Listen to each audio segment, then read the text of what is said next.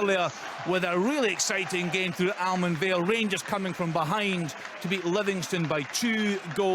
Newbley with a cracker in 5 minutes by a quick-fire double in the second half from Scott Arfield, and James Tavernier secured the point. So let's now get into the big 3 o'clock kickoffs. Chance! And it's a goal! Oh, what a goal! All the action from all the biggest games. Oh, it's the second goal! This is Open All Mics from Sports Sound. From BBC Radio Scotland. Yes, you're listening to Open Mics on BBC Radio Scotland. We have got championship action, top flight action, and we'll keep you updated on all the goal news from across the country this afternoon. So much to look forward to. You can hear the atmosphere in the background there. We'll get the team news. We'll go round the grounds and get the team news. First of all, to Alan Preston, who's watching Hearts against Ross County. We've just came off a minute's silence for the wonderful Drew Busby, and wait till you see it be all in all papers tomorrow what the fans have done here at Tynecastle. Busby 8 in the Wheatfield stand. Brilliant, impeccable minute's silence. We are underway at Tynecastle. Hearts line up, Gordon in the goals, back 3, Sibbick, Halkett and Rowles, Atkinson, Haring, Smith, Cochrane, with Forrest, Mackay and Shankland up front. And for Ross County, it's Laidlaw in the goals, Randall, Baldwin, Iacoviti and Purrington, Edwards, Callahan, Samuels and Sims, with Tilson playing off Hawula, and the referee for this one, David Dickinson. Thanks to Alan Preston. Can Hearts build on that fantastic form of last season, a runaway third place, and of course getting to the Scottish Cup final? They're up against Ross County this afternoon. What a job Malky Mackay did last season, just narrowly missing out on a European place with the Staggies. Let's then get to Chick Young. He is at Rugby Park Kilmarnock against Dundee United. Chick. Ferocious start, wonderful atmosphere inside Rugby Park. Dundee United have brought down about 1,500 in excess of that, I would say, supporters from the Tayside. The team have started in electric fashion, so too have Killie. You may have heard me rave last week about a right back called Ryan Alibiosu for Kilmarnock. He's on loan from Arsenal for a year, 20-year-old Londoner, and he has started in electric form. Believe me, we'll be raving about this kid this season. Great start down the right side. I was speaking to Derek McInnes before the game. He rated them his best attacking threat. Actually, here's a chance for Kilmarnock. Oh, it's been saved by the goalkeeper. It was Polworth who was through. He played it into the chest of the goalkeeper. Electric start, quickly through the teams. Kenny, Sam Walker in goal for Killie. Joe Wright, Ash Taylor, Lewis Mail and Alibiosu. Power, McEnroy, Liam Polworth, Rory McKenzie, middle of the park. And up front, the threat of Kyle Lafferty and Ollie Shaw. On the bench for them, Woods, Armstrong, Sanders, Murray, Lyons, Waters, Donnelly, Ennis Cameron and David Watson. Dundee United go with Mark McGeety in goal. Liam Smith, Scott McMahon, Ryan Edwards, Charlie Mulgrew, Craig Sybil, Dylan Levitt, Ian Harks, Joe. And up front, the experienced double strikers, Stephen Fletcher and Tony Watt. On the bench for the Americans, the goalkeeper, Ross Graham, Clark, Chalmers, Freeman, Meekison, Niskanen, Fotheringham and Glenn Middleton, the referee, and the glorious Ayrshire Sunshine is Willie Collum. Thank you to Chick. He'll keep us across Kilmarnock against Dundee United, and we've spoken a lot about St Johnstone against Hibs. A big game there for you, Willie Miller. Yeah, it's a huge game here for both sides, and the starting lineup for the home side, Matthews in goal, back 3, Mitchell, Considine, McGowan, a 4 along the middle of Wright, Davidson, Halberg and Montgomery, and 3 up top in Carey, Blair and Murphy. For the visitors, they go with David Marshall in goal, back 4, Cadden, Bishari, Porteous, Chabraya, a midfield 3 of Henderson, Kenna and Newell, and up top Melkerson, Johan and Tavares. Right, we're just watching the action come in here. I don't know how you do this job, Leanne Crichton. She is our VAR person in the studio, watching 3 screens at present. It's not easy, is it? No, there's a lot happening. You just hope that the guys can give you an early tip-off if there's anything going on. You try and catch it in real time. It's great to see the sunshine, I have to say, in these pictures coming in. Let's then dip into the Championship. Stuart Kettle, you've got a game there, Stuart, that I would think involves 2 of the favourites for the title this season, Dundee and Partick Thistle. Certainly have, Kenny. Yeah, it's a proper game today. 2 of the top sides in this division, I would suggest. And the lineups are as follows for Dundee. They go with Sharp in goal. It'll be a back 4 of Kerr, French, Sweeney and Marshall. A midfield 3 of Byrne, Williamson and Anderson. And it'll be a front 3 of Mulligan, Jakubiak and McGinn. For Partick Thistle, there's a shortage of centre-backs for them, so they've had to reshuffle the pack. They're going to start with Mitchell in goal, Milne at left-back, Holt, McMillan, and Turner actually plays at right-back for them. It'll be a midfield three of Docherty, McKinnon and Bannigan. It'll be a front three of Fitzpatrick, Graham and Lawless. The referee for this one, Kenny, is Alan Muir. Thank you, Stuart. Let's get to Rory Loy. He's watching Ayr against Arbroath. What a story Arbroath provided us with last season. Rory, should we expect more of the same this campaign? Quite possibly. They've impressed in the Betfred group stages, finishing top. I do love the first game of the league season, I must say, Kenny. Renewed optimism and hope and belief all over the country. As much as Ayr didn't have a great season last season, they actually competed well against Arbroath. A game apiece and a couple of draws in there. The home side today line up with Albison and goals as they come forward just now. It's a chance. Oh, good save, Gaston. They line up with Albison in goals, back four of McAllister, Masonda, McGinty and Redding. Across the middle three is Mitchell Lawson, Murdoch and Dempsey, and a front three of Akinyomi, Bryden and Ashford. As for the visitors, one change from Dick Campbell after last week's 3-0 convincing win over Airdrie. They go 4-4-1-1 with Gaston in goals, Gold, O'Brien, Little and Hamilton across the back. Midfield forward of Stewart, Jacobs, Lowe and Lynn, and Michael McKenna, last season's championship top scorer, sporting Shanks up front. Rory, it's a shame that none of the listeners or yourself could see Kenny's face screw up in anger when you were talking about positivity and hope at the start of a new season. We'll soon knock that out of you all, that's for sure. I love a negative story, you know that. I thrive on Kenny, it. I'm going to give you one. I've got a worry about Dunfermline Athletic again this season. 9 players out, only 3 in. James has come in. Yogi left, obviously. What happened, got relegated last year. I'm worried for them again this season. I really am. I hope I'm wrong, because I've got a lot of friends there, but I'm just worried for them. Yeah, what a run it's been for that club, with Peter Grant in here talking about the situation. We've heard Yogi Hughes talking about it there. James McPake's in, a good young manager. Can he do something there? But Alan's saying there his hands are pretty much tied behind his back there with the constraints. It's a great league. You look at Falkirk in it, Kelly are in it as well, Airdrie are there. It's a brilliant league. Right, let's then stay in the championship. Inverness, Cally Thistle, of course, got to the playoff final last term, losing to St Johnstone. They're at home to Queen's Park this afternoon, watched by Ailey Davis. Yeah, an absolutely glorious day here in the Highland capital, and this game has started off at a blistering pace. There was a very early chance, first minute, for Simon Murray for Queen's Park, but Mark Richards doing just enough to keep it out, and Stephen Boyd for Inverness Cally Thistle, a couple of shots from outside the box, both going over the bar. So to the teams then, Mark Richards in goal for Inverness, then David Carson, Zach Delaney, Wallace Duffy and Cameron Harper across the back, Stephen Boyd, Scott Allardyce, Roddy McGregor and Daniel Mackay in midfield, and then up front it's Austin Samuels and Billy Mackay. For the visitors, Callum Ferry in goal, Jake Davidson, Lee Kildee, Charlie Fox, Thomas Robson in defence, and then it'll be Jack Thompson and Liam Brown just ahead of them, Joshua McPake, Grant Savoury, Don Thomas and Simon Murray up front. Today's referee is Grant Urban. Thank you, Ailey. Let's then hear from Gavin Wallace. He is watching Cove Rangers. Very interesting to see how they do in the championship this season. They're at home to Wraith Rovers, Gavin. Indeed, Kenny, really looking forward to this. I watched them against Alloa with about 2 games to go last season, and they looked really good, especially in the second half. And then when you look at some of the players that they've got in this team, there's lots of experience with the likes of Shea Logan, Mitch Megginson and Ian Vigurs today. For Jim McIntyre, though, he stays with the same team from Inverness from the League Cup. Though for Ian Murray, gives starts to 2 of his new summer signings. Kyle Connell on loan from Kilmarnock, he starts up top as part of a 4-4-2, and Ryan Nolan, the centre-back from Northampton, makes his start after signing just recently as well. Go through the teams then.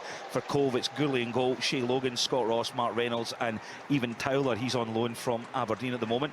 Connor Scully just in front, Leighton McIntosh, Fraser Fyvie, Ian Vigurs and Robbie Leach, and up front for Cove Rangers is Mitch Megginson, and it's 4-4-2 for Wraith Rovers. Jamie McDonald in goal, Dick, Nolan, Brown and Millen across the back, Ethan Ross, Dylan Easton, Sam Stanton and Aidan Connolly in the middle, Jamie Gullen and Kyle Connell up front. And Kenny, both teams looking as if they're up for this. A couple of half chances for both teams thus far this afternoon, but it is still 0-0 with a few minutes going. There's actually, I tell a lie, Kenny, we've just had a goal here. Literally, as I looked up, I think it's Mitch Megginson has just stuck one away from a corner. It was a beautiful corner in. Raith Rovers caught completely and utterly napping at this stage of the game is really not good at all, and Mitch Megginson gets himself on the end of that. And there you go, Kenny. There's a positive story for you. I will love it. Good start. No negatives here, Kenny. No, good start for Jim McIntyre. Yes, Alan. County, really good chance for Ross County. So just ball over the top. Edwards is on it, knocks it back to Hawula, and he hits his shot into the ground wide of the target. But it looks like already Ross County real pace and strength up front. It's really simple play, isn't it, Alan? Over the top. First touch is good. He just chokes it and drags it wide of the post. But yeah, it's a good chance early doors. Yeah, very good chance for County there at Tynecastle. We've also got technical problems. You heard earlier with Derek Ferguson. He's covering Hamilton Accies against Morton. We'll keep you updated on the goal news, and we'll try and get Derek on the programme. If you look down at League 2, Dumbarton haven't wasted any time. They're 2-0 up against Stirling Albion after 6 minutes. Declan Byrne and Calvin Ossie on the score sheet. Who's made the better start at McDermott Park, Willie? Oh, Hibs have dominated possession. They've had the bulk of the ball. They haven't had too many opportunities. Just one strike from Kenna, well outside the box. Didn't look as though he was confident in striking it. Went over the bar. But the possession is always, all the possession has been with the visiting side, and Hibs have been well on top, and really St Johnstone struggling to get a foothold in this game. Melkerson looks a real live wire, Willie. Yep. Every time I've looked at the screen, really tricky. Some decent runs in behind, link-up play, very, very good. Very good in terms of his directness, but end result, Leanne, not so good. He's got himself into some good positions, but done nothing with the ball once he gets there. But yeah, he's looking really lively down the right-hand side. 1-0 at Queen of the South as well in League 1 against Clyde. I think Lee Connolly scoring the opener. Yeah, I mean, speaking of Melkerson, Alan, I remember it was the game at Fir Park, the cup game on the Sunday, and I was speaking to Gary Caldwell after that, and they said he was very much a project signing, Melkerson, but they had to throw him in. He felt he was doing well, but there's still a lot of development to be done there, isn't there? There is, yeah, and 3 goals in 16. The young lads, he's done all right, and the League Cup or the friendlies, he scored a couple as well. And it's going to take time, but they're missing Nisbet, who's a big blow for them, an international player as well. Doidge, I'm not so sure the manager fancies him. I don't really know. I think they need to try and get 1 or 2 other ones in as well if they can. But it's if you're relying on a young boy whose form will go up and down as he is, because he is just a young kid that's still learning the trade, it's very, very difficult for him and for the team to try and get going if you're knocking up to a young boy and it keeps coming back. Yeah, Chick Young is at Rugby Park for us. Just seen the pictures coming in, Chick, of Stephen Fletcher. I'm sure with that wee bit of hair you've got at the back, you might be able to pull off that look he's got this afternoon. It's that wee sort of tied up bit just past the crown of the head.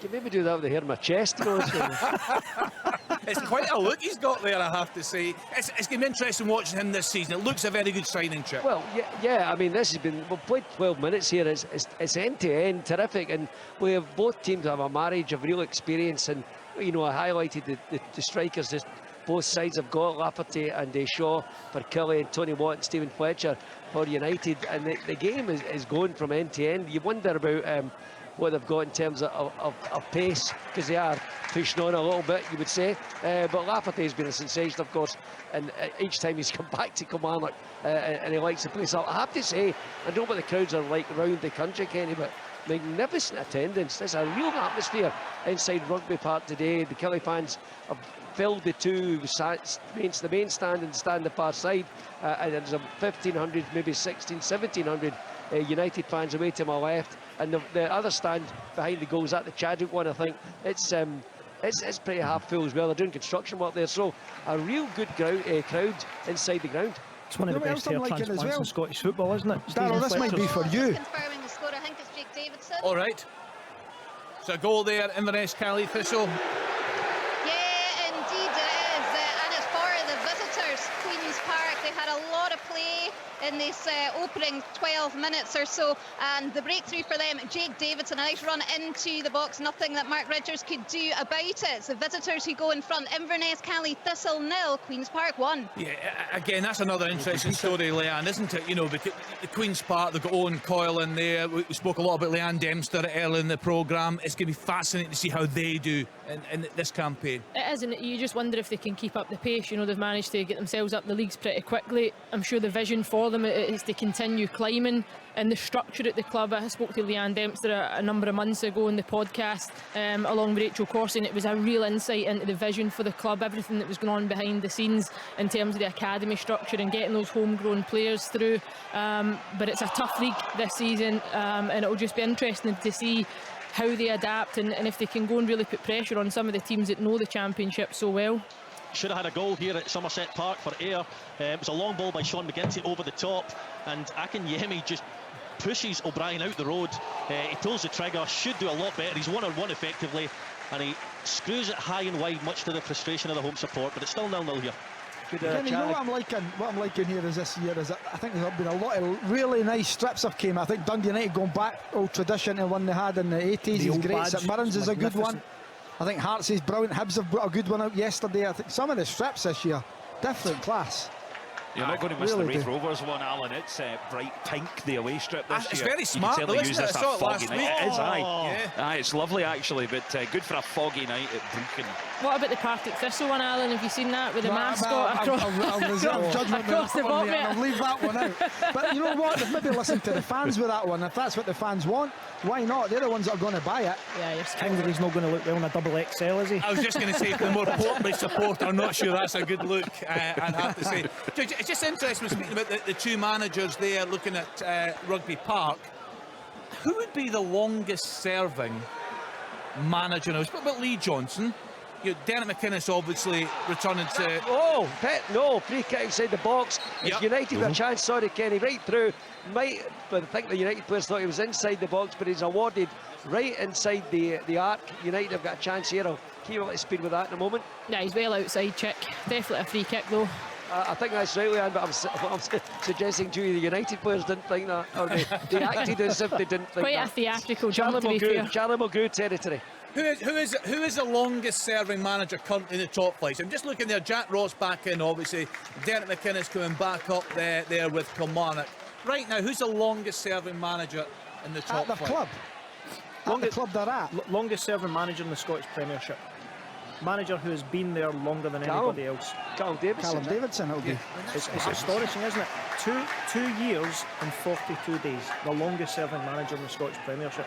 It's a tough old gig, isn't it? Well, we were speaking about management a couple of weeks ago with yourself and Craig Levine. I mean, the guys seem to love doing it, but my goodness, we were talking about the change in Craig Levine, Willie, since he stopped managing. That pressure's been lifted. Yeah, much more relaxed, and it just grips you, the job. It takes up everything you've got, every breath that you've got 7 days a week. Whether you're winning or whether you're losing, it doesn't really matter, because the pressure comes on if you're in a good run and you're expected to win things if you're with a top club, and obviously if you're losing and you're trying to avoid relegation or getting sucked into relegation. But it's all encompassing. Lee Johnson was talking about it there. Partick Thistle, Kenny, have taken the lead slightly against the run of play. What a fabulous goal as well. It's Aidan Fitzpatrick, some terrific work down the left-hand side. Little give and go off of Brian Graham, and on his right foot curls it into the far post and puts the visitors ahead. It's Dundee 0, Partick Thistle 1. What a start for Ian McCall's side. He's been speaking about the new pitch they've got. Of course, they're away from home today, but he felt that had a big impact on their running last season. Partick, there's a chance there. Oh my goodness, Kenny, it's at Somerset Park again, and right before it, Ayr had another chance. Sam Ashford through and goal, another good save by Gaston. Lovely play there by Andy Murdoch in the middle of the pitch. He started the game well. He plays it out wide, it goes into the box, it goes to the back post, and arriving there was Fraser Bryden, who couldn't quite, it was Sam Ashford who couldn't quite get his shot on target again. I don't know how Ayr aren't 1-0 up in this game, Kenny, because they've started really well. Our both look a little bit off it, I have to say. Right, I'll say this with fingers crossed. Let's cross to Derek Ferguson. He's watching Hamilton against Morton. Yeah, another goal up, Kenny. Goal after, I think it was 12 minutes. It was just a corner kick, right-hand side, flicked on, and there was Andy Ryan right at the back post, simplest of headers into the back of the net. And it's Morton that started the better, applying a lot of pressure, but it's Accies that take the lead. Derek, we missed your predictions earlier on. I'll be needing these to use as evidence throughout the season.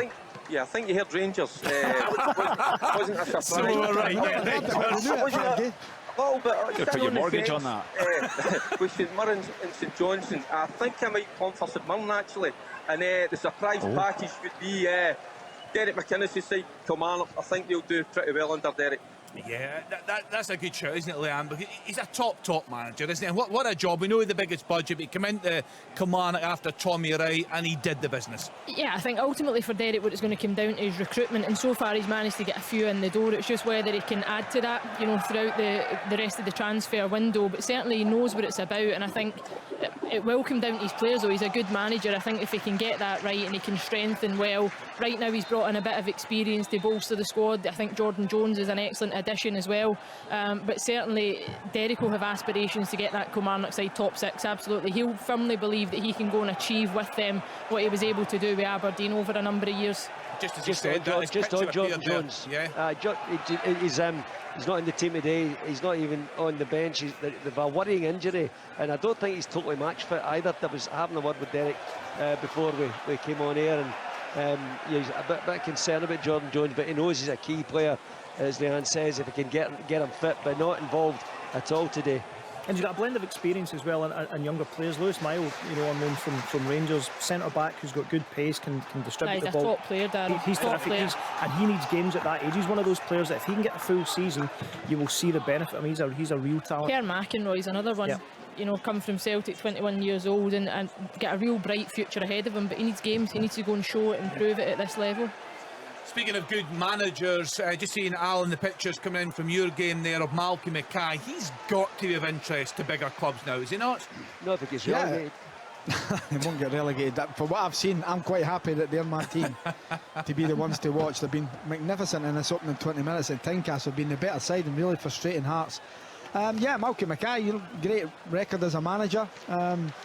Got his off the field stuff, which will probably carry with him for the rest of his career, I'm afraid, but no doubt in his managerial ability, very, very good. And you're right, being bigger clubs will come calling for him, but I think he's in a happy place at the moment. Alan, tell Chick why he's wrong then.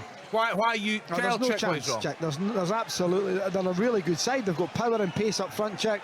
Great movement, good team shape. They all seem to know what they're doing, and they're causing Hearts all sorts of problems here with their movement and their pace all over the pitch. They will be fine. They score goals, which is absolutely huge. And I think defensively, we speak about it all the time, you've got to be robust, you need to have a good setup, but goals win you games as well. And I think Ross County have shown that last season and throughout the League Cup section, that they've got that in abundance. The lack of goals is the big problem last season for one of the sides you're watching this afternoon. Willie Miller, St Johnstone looking lively at all? You don't have to say last season. Last decade, probably. I mean, they just don't score goals. 2 cups, your team won many cups have we won in the last decade? Alan, it's just the first game of the season and you're at it already. Of course I'm at it, you know me. Yeah, absolutely. Alan, just give him until tomorrow when Aberdeen play, and then we'll see what sort of mood he's in. Willie's more my cup of tea. Tends to look in the negative side of things. We're all for that. And I'll tell you what, that's the first time Dingwall's been described as a happy place as well. I think Malky Mackay has done a great job, but as far as St Johnstone's concerned here, they've always struggled to score goals. Probably McLean and May, that would have been maybe their most potent strike force, but goals have never came easy down St Johnstone way, and they don't look as though they're coming easy. In fact, it'd be nice for them to have a little foray into the box, the opposition box. That might help stimulate the home fans. So far it's all been about Hibs, and St Johnstone really struggling to get any kind of a momentum going. Are you happy with the Don signings? What's that? Really? Yeah, I'm quite... Absolutely, quite a turnaround. And they've looked good in the League Cup, haven't they? A fair bit of money spent as well, Alan. A fair bit of money brought in, though. A fair bit of money brought in. When you look at McKenna's money for Forest going up, obviously the Ramsey money, Ferguson money, a lot of money. That's the right model, isn't it? 7 and a bit million in, 1.5 out the way, but you get, well, effectively you're on your 9th player now for 2 big transfers. Oh, they've hit the post! Oh, what a brilliant header it was as well. It's a great ball in, and it's Sandals with a header. Just have a look at Edwards, the young boy on the left-hand side for Ross County. He is terrorising Atkinson down there, whips it in. Samuel with a great header, hits the post, and it comes back, and it's a real chance for him as it comes back off the post as well. It just can't take it from there. It's a good chance. It's a great run, Alan. He actually does really well though to dig the header out and get it on target, because he's going almost beyond the front post, isn't he? But he glances at it. Should Sim score the rebound? Did he get the rebound? He should, because he's just not anticipating that it's coming. He ends up on his backside and can't do enough to get anything on it. I saw a lot of them last season. They were very, very good to watch, I have to say. As you said, Leanne, create lots of chances, score lots of goals. I mean, so far, if we had VAR in Scottish football, there'd be no call for it in the afternoon games. They're all goalless, no really close calls. I think it's fair to say, Darryl, bring all the guys in on this. It would have been used in the lunchtime kick-off at Almond Vale. So bring us up to speed with where we are on VAR. I saw a story in the paper today with some trials running at the games today. When they'll be implemented, and just what we're expecting from it in Scottish football. I'd like to get the guys' thoughts on this, because we've spoken an awful lot about it. So there's a couple of things. It will 100% be ready for after the World Cup in December, once you come out of that enforced winter break. Given the speed of the kind of training programme, given the fact that the technology will be in time, there is a window after the first round of fixtures. I think it's a challenge if you do it midway through around the fixture. So I think that kind of match day 12, which you're looking at October 17th, would be a nominal day where, if the technology is implemented, if the training's done properly, that you look to put it in place. We had a wee bit of a chat in the studio before the Rangers goal that was chalked off, and I think Mikey can speak for himself, but I think there was a view that why would you want to push something in midway through a season? Oh, he's hit the bar! Partick Thistle have made it 2, Kenny. Stevie Lawless, horrendous mistake from Ryan Sweeney, gifts it to the wide player, and on his left foot he goes low past the goalkeeper to double the lead for Partick Thistle. It's Dundee 0, Partick Thistle 2. That's sure, yes, and what another amazing chance. Honestly, this guy wide left is playing for Ross County. They've found an absolute gem. He looks outstanding, Alan. Unbelievable. Atkinson can't get near him. He cuts inside and he curls it into the far post, and it hits the bar and comes away. He has given Atkinson an absolute doing. Ross County are all over Hearts. Hearts are at the moment. It's the skill, Alan. The skill of him, though. So relaxed, so composed. I think he gets a wee nutmeg in there. Just relaxed, head up, shapes it beyond, and as you say, it comes off the crossbar. But what a lovely bit of technique and composure. Yeah, no doubt that County should be ahead at Tynecastle. I think they're on the attack again, Alan. They are, but it's been blocked, and Hearts are now coming away. Obviously there's a little delay, Kenny, so Hearts are now on the front foot going forward. But Ross County, they should be ahead. They've been brilliant. Just as I say that, Shanklin pass just a bit too heavy. Hearts haven't started yet, if I'm being honest. They need to make a change. Yeah, I think Atkinson's toiling. We'll talk about Shanklin in a few minutes' time. He's an interesting one coming back to Scottish football. Darryl, just picking up again on VAR. Yeah, just on VR.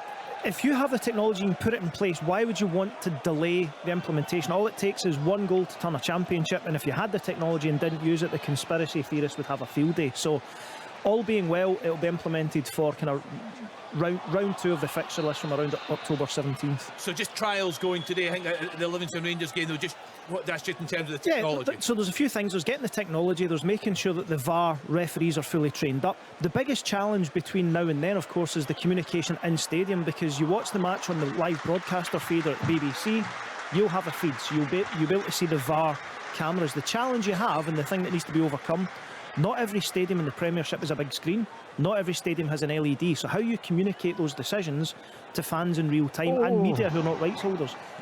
Will it only happen? Big chance there, sorry guys. Yeah, on you go. Big chance there, Ian Henderson at the back post, cross from the left hand side. He's totally free. He's only maybe 10 yards out, perhaps 12 yards out. Doesn't look comfortable, doesn't look confident approaching the ball, but you know, he opens up his boot, he's got to hit the target, puts it by the far post. It's a big opportunity. It's a great delivery, Willie, as you say, into the back post. He tries to nurse it and guide it with inside of the right boot. He actually should probably just go and lash at it and try and get as much on it as he can, but he just drags it wide of the far post. But as you say, an excellent chance. Yeah, another good Hearts chance have made a change here. Kenny Atkinson, who's too desperate and straight to bed after what's happened in the opening 27 minutes. He'll be delighted that he's off, and on has come Grant. That means Michael Smith are now going to play right wing back. He was playing centre midfield with Peter Haring. Incidentally, Haring making his 100th appearance for Hearts, but Smith will now go and play. Has he just whipped him, Alan? No injury, nothing? No, he has got an injury. He has got an injury. Do you think he has? No, he was a bit shaken up for sure. Again. Well, we're just actually watching again, Leanne, the one crashing off the crossbar. You know, what an effort that was. They've been outstanding in the opening, 25, 26 minutes or so at Tynecastle there, but still goalless. You know the thing as well, Kenny, when you were talking about Malcolm Kite, he's had to do without, and every year he's going to have to do the same thing. Reagan Charles Cook, one of the top scorers last season, Joseph Hungbo, Blair Spittle. And again, the recruitment, getting players in from lower leagues in England who can do the same thing. See, just come back to VAR. If a ground doesn't have a big screen, will it still have VAR? Yes, they'll just need a big tannoy. It takes away from the fan scene, and it does at that moment. Well, listen, I think the worst case is getting all the technology, spending the millions, and then have a fan in a stadium or a member of the media going, I don't know the decision because I can't see it. That is the one thing, that is one of the dots that needs to be joined up. Does anyone have any issue with this coming in through a season, not at the start or the end of a season? Yeah, anything is a do. problem? Yes, no, Alan. I do. I just don't think it's right. I think when competitions start, the rules and regulations should all be the same, and you should see the season through. But Why what should you not wait? Surely if you're right or wrong, if you've got an opportunity to right or wrong, you must take it. But what happens? So what happens? If you see CCTV in the street and you see something happen, you don't say, "Well, we don't have it." If you get these big chances, though, Chick, that'll happen at this time of the season. You've went a good round of fixtures where you're going to end up with big decisions that are going to be missed. There'll be a lot of clubs maybe would feel aggrieved with that. You could start looking at championships. Not as aggrieved. Relegations on that as well. Not as aggrieved if the technology's there and they get relegated and didn't have VR to call upon. Yeah, but what happens if some we're going to bring it halfway through the season, so say some teams have played 17 games or a quarter of the way, it doesn't matter what, are we going to make sure that everyone's played the same amount of games when we bring it in? You're trying to justify crime. If you've witnessed something, you've got proof. It's hardly. No, it's not. That's exactly what I'm not if you see say I'm trying to justify crime, but Crime's please a bit much. don't. That's a bit harsh. No, it's something wrong. If something is wrong, and you have the evidence to show it's wrong, then why don't you use it? Why would you want to justify? You say, oh, we didn't have it there, so we could have shown it. Why can we not just wait? Why can we not just wait until every club is fully ready for it? They will be fully ready for it, Rory. They're ready for it. Why are they not ready? What do you mean fully ready? Like if you're talking about screens and things they'll like that. all be put in place be playing the same amount of games before it's brought in. Yes, it'll be put in after the first round. So nominally, and they might wait till December if things aren't 100%, but the nearest available window is at October 17th after one full round of fixtures. I can see Alan's point, Gavin's point there. If something happens in one of these games, the title's decided by 2 points, 1 point, 3 points. If VAR had been in, we would not have lost. We would have won the title, would not have been relegated. That's totally illogical. Absolutely. I can't believe I'm agreeing with Chick. What's going on? Chick, you're absolutely right. Alan, is that your concern though? Is that your concern with that? My concern is that when you start a tournament, you know the rules and regulations as you go on. That's it, from start to finish. I can definitely see your point there, Alan, absolutely. Because, sorry, there's a half chance for a broth there. Because I think there was an incident, for example, at Livingston, where there was a handball in the box towards the back end of last season, right? And if VAR's in at that point in the season, it hasn't been in the first half of the season, I think David Martindale referenced that and saying that's one of the reasons why they didn't make the top six. Well, the team who missed out by a point could reference an incident in August or September and say, well, that's the reason we missed out on the top six. So I definitely see Alan's argument there. I personally would bring it in when it's available, but I definitely think it's a valid argument, Chick. But there's been bad decisions made in games that have affected the league positions and outcomes that Sports Scene, for example, was analysed later, which, and we don't have to go back and correct it. Oh, they got that wrong, so you should have had the point. VAR is just making a Sports Scene live, if you like. They get it right at the time. Listen, I don't understand that you want to back. I'm saying it's going to be good for the game, but what I'm saying is it has to be brought in at the start of the season, for me, in my opinion, so that everyone is a level playing field. I don't necessarily agree with Alan. I would bring it in when it's ready. However, I can see his point. Any tournament which starts shouldn't change the rules and regulations. They're not changing the rules and regulations. It was voted through before the season kicked off that it would be implemented this season. It was voted through, and that's what I'm saying. I agree with the fact that it should be brought in. You are changing the rules and regulations. Effectively, it has been voted for, Darryl, you're right. So you're not changing the rules and regulations if it's been voted through? Well, it's voted through, but the way you start the season in terms of how goals and decisions are made has changed. Not if you don't agree it before the season kicks off. So it's not changed. It's actually in line with what the clubs... Yes, and there's a simple premise as well. The clubs, Scottish FA and SPFL, have cumulatively put in about 1.3 million quid, including clubs who have had to effectively prorate an investment. Their argument will be, well, this could have gotten us a player or two, so as soon as it's ready, you're implementing it. VAR would have done you out of a job, Willie, back in the day, wouldn't it? Listen, hey, I was the advanced version. The prototype. I was the advanced version of VAR. Absolutely correct. I'm never wrong. Listen, as long as it's 100%, I mean, I think that's the most important thing, Darryl, that you know, you're not going into it. You're not going to get 100%. It's not going to be, because it's still going to be human opinion. No, but is it not going to be? I'm talking about the technical side of it. You know, the implementation, big screens, etc. You've got to be able to communicate the decisions to the fans. That's really important. Willie, I'm just looking at your game a couple of minutes ago, and Ryan Porteous went to ground as if there had been an elbow thrown. I think it was Theo Bayer. Yeah. There's absolutely no contact. So see VAR look at that in terms of, was there an elbow and should it be a red card? Did they look at it and actually go, no, it was simulation? The referee has to make a decision, and the referee, if he makes it so, if you theoretically, the referee sends him off there, he then has to make that decision. He goes to VAR because the VAR control room says, hang on a minute, you've got that wrong. He goes over, has a quick look, and then realises actually it's not. So it's a simulation, it's a caution. If we know that and VAR is available, that's one of those examples of why would you not want to have it available to you when it's there?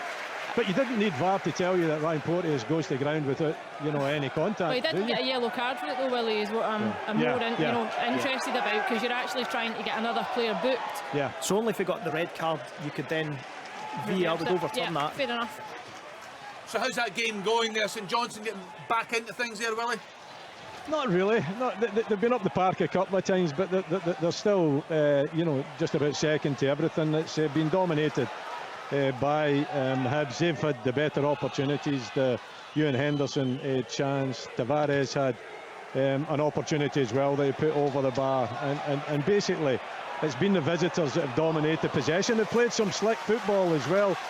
Haven't really created too many opportunities, but they look a threat. They look a threat going forward. They get into nice positions, but then they don't have the end product for some reason. Maybe that's just a little bit of rustiness and putting this team together, but they definitely look a threat. They have been the dominant side, but they have nothing to show for it so far. In League One, Clyde have equalised. It's now 1-each against Queen of the South. Lee Connolly getting the equaliser. Yeah, still waiting for a goal in the afternoon 3 o'clock kickoffs in the top flight. Alan Preston is watching Hearts against Ross County. County certainly dominating the early stages, Alan. They have been magnificent, Kenny. Really good. Hit the woodwork twice, and Craig Gordon's had a really good save from Harula on a shot just inside the box. It's been all Ross County. Hearts fans are getting frustrated. County again on the attack. Another chance, head up. Good save. Sims again. Comfortable save for Craig Gordon, but it is all Ross County. 36 minutes on the clock, still 0-0 at Tynecastle. The sun is shining at Rugby Park. Chick Young, what's the game like? It's good. It's good. We've played 37 minutes now, and it's still Killie 0, Dundee United 0. Chances at both ends, actually. It's free-flowing. The passing's been good. I'm still not a fan of synthetic surfaces and a bit sticky at times. A couple of players, I think, have been moved over watered at the start. They've been slipping and sliding a little bit early on, but it dries out so quickly in this weather. But I have to say, both teams going for it. Good players on view, and I'm still keeping all eyes on my man Ryan Alabiosu, who is, as Alan's talking about defenders getting terrorised, he's doing it down the right hand side for Killie. What a joy to watch. He really is. Have you got shares in him? I wish I had. I just spotted him the other week there, and he's hanging on to him. He's fine, and he's going to keep him for the entire season. He's been an unofficial agent in the past, I think I'm right in saying, Sid, haven't you? Look what I did for Faddy. I'm not sure he declared it, but I think he was an agent in the past at some point.